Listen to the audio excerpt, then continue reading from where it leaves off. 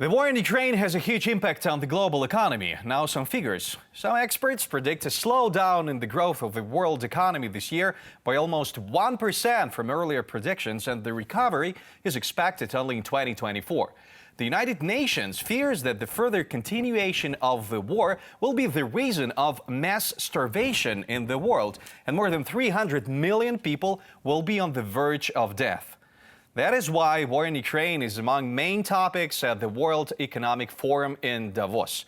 And my next guest, Vjačeslavs Dombrovskis, the former Minister of Economics of Latvia. Hello and welcome. Hello.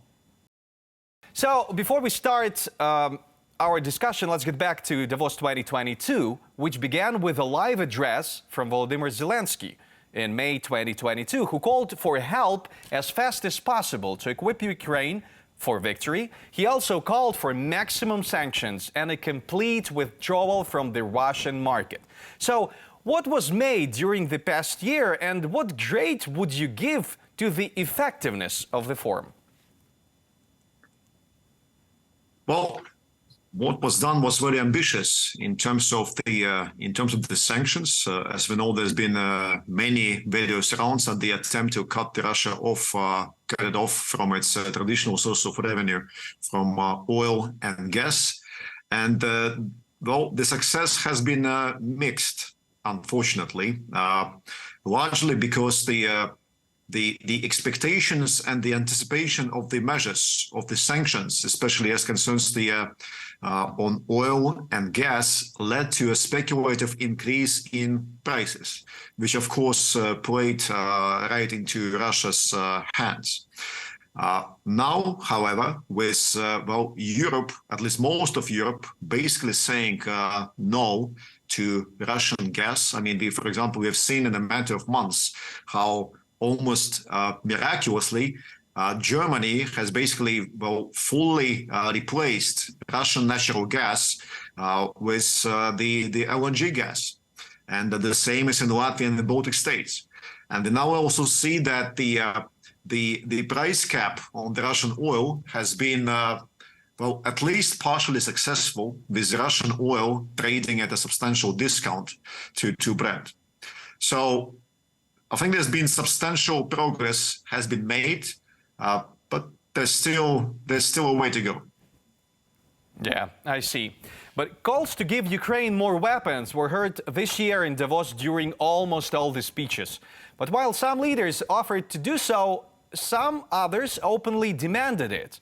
For example, Polish President Andrzej Duda. Let's hear what he said. And I know very well that Ukraine needs weapon, as I said yesterday, and once again, weapons. Weapons are crucial now because this war is really very difficult. This is not the end of the war. Russia is not defeating. They are still Russians. They are still very strong. There is a lot of Russian soldiers in the front line, and we are afraid that they are preparing themselves to the new offensive in a few months, probably. So this is crucial to send now additional military support to Ukraine, especially modern tanks, especially modern missiles. How do you think, has the world heard the warning made by Andrzej Duda that the Russia is now just getting started to prepare for the war? I think the parts of the world have heard it more and better, well, louder, so to speak, than the other parts of the world. The general rule is, I would say, is that the closer you are to Russia, the greater is the understanding of the need to do basically whatever it takes so that the Ukraine wins. But for example, here in Latvia, we understand it only too well that if Russia were to win in Ukraine, then the madness would not stop there. Then we, Latvia, Estonia, Lithuania, we are next, possibly Poland, that it would just not stop there. But the further you go, also in Europe, the lesser is this understanding, because of course there are costs involved. And of course it doesn't help that there are countries out there, and I'm talking about countries like China and India, and to some extent also, maybe to a large extent, also Turkey, that are finding that there are perhaps more economic benefits from continuing to buy Russian oil, Russian natural resources, thereby helping to finance this war. So the understanding is certainly there. This message does not fall on deaf ears in Europe, even though the support is uneven. In some countries, as I said, the closer you are to Russia, the greater is the resolve to help Ukraine.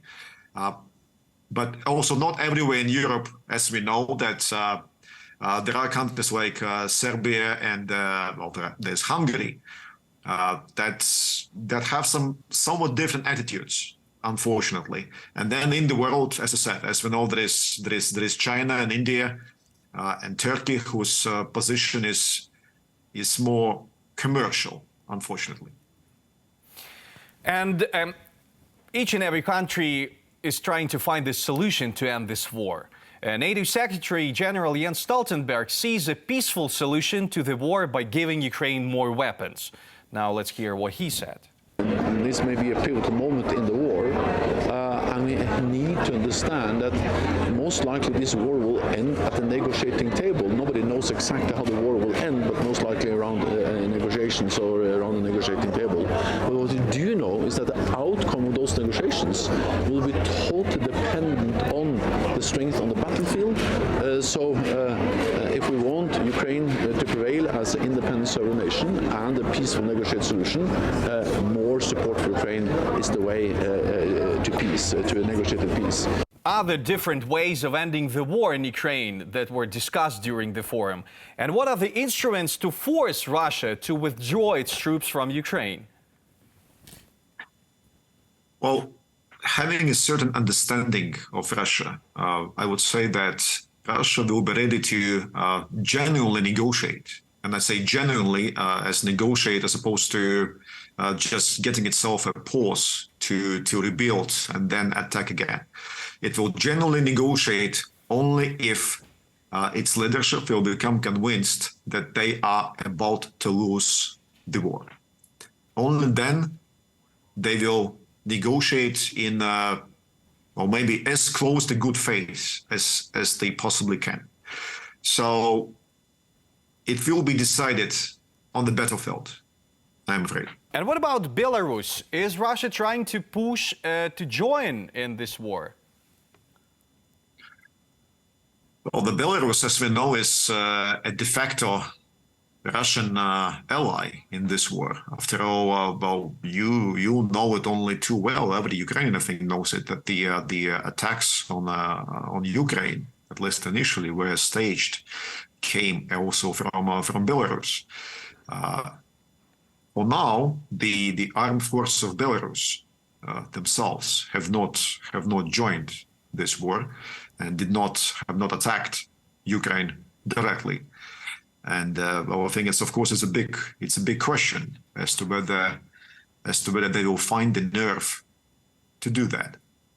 But was Belarus on the agenda of discussions in terms of the economic forum, or is it just an additional country to the Putin's regime? Even if it was not, it was certainly there in the room, standing in the room. Well, certainly everybody understands that the Belarus is a part of the equation.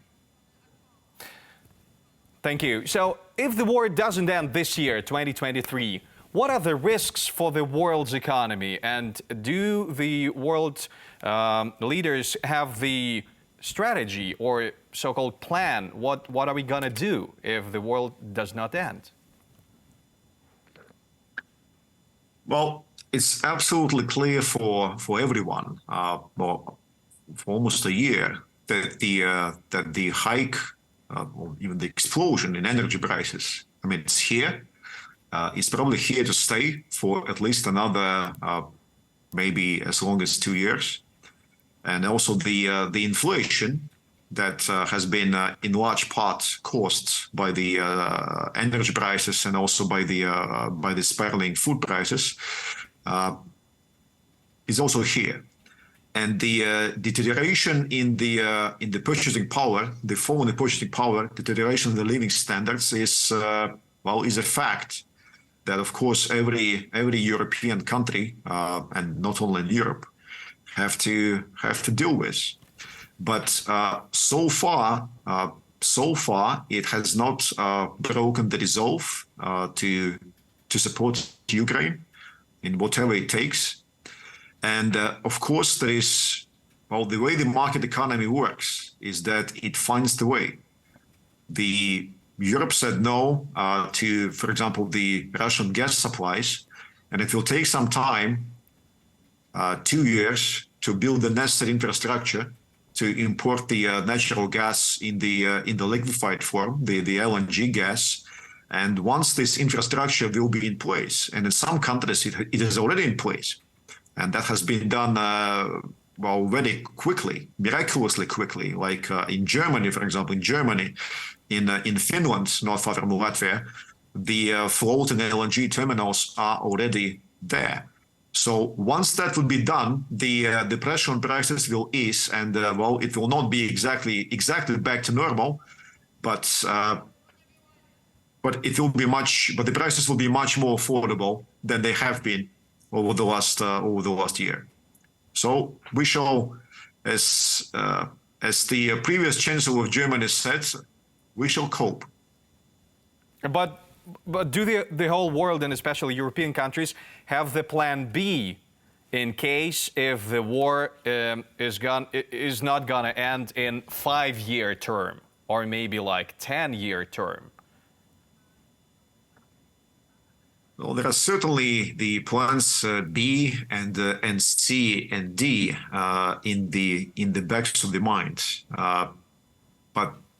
but now is not the time to speak about them, or maybe even think about them. Now, for as long as we can, I think we have to do whatever it takes to help to support the Ukraine, to help the Ukraine win.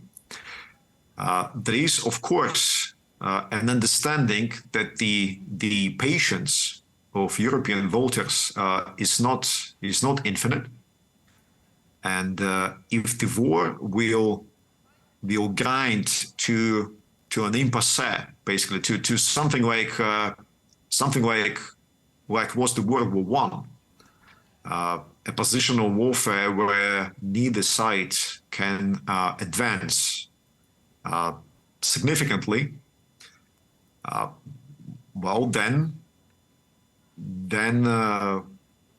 then these plans B and C and D, people might start talking about them. But I like the attitude. Let's focus on Ukraine's victory in this war. As I said, it will all be decided on the battlefield. Yeah. And with this, I wish the best of luck and courage to those Ukrainian men and women who are on the battlefield.